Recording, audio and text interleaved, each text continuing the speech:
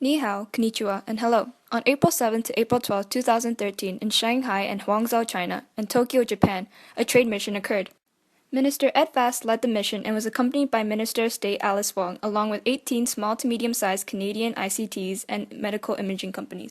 The ministers met with Chinese and Japanese officials to discuss certain sectors of trade. These sectors include ICTs, enterprise solutions, mobile applications, and medical imaging. The goal is to grow trade ties to China and Japan, which showcase Canada's expertise on trade missions. This process would also increase their exporting to be larger and have faster growing markets. China is continually playing an important role in the world's ICT markets. They have the largest telecom market and they have the largest internet users in the world. Japan is the world's second largest ICT market and they continue to strive for growing overseas expansion of Japanese companies. Business partnerships will be established with key local companies. For example, Canada may be able to increase their exports to Canada by as much as 67%. Japan's market size is over $900 billion, which is more than half the size of Canada's GDP. Thus, it will provide endless opportunities for Canadian companies with innovative technology.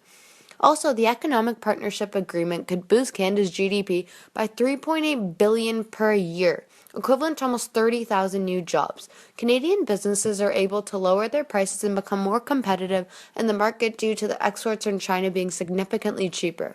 Considering Shanghai is the world's largest city, it can influence Canadian businesses by broadening their outlook on commerce, finance, and technology, and expose Canadians to the growing Asian market. Do you know where on the political spectrum Canada, China, and Japan are? Canada is a mixed economy. Japan is a market economy. China is mainly a centrally planned economy, but they have recently begun adopting some of the market economy practices. China is not considered as advanced compared to Canada and Japan as they are both part of the G8, while China has an upper middle income economy as they are a developing country.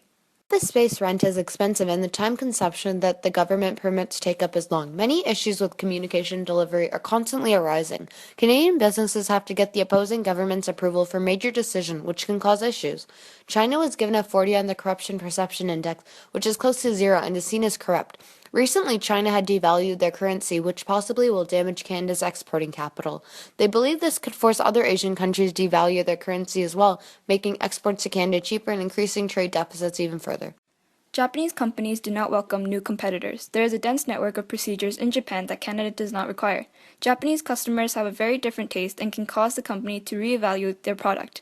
There are also many cultural differences that can cause a lack of communications. Japan is known for their traditions of gift-giving, and which is sometimes can be seen as borderline bribery and corruption. Damien Chen spoke to the minister about how the mission resulted in a meeting with a mobile telecom group in Tokyo to start their first collaboration together. Today, the company has a location in Tokyo.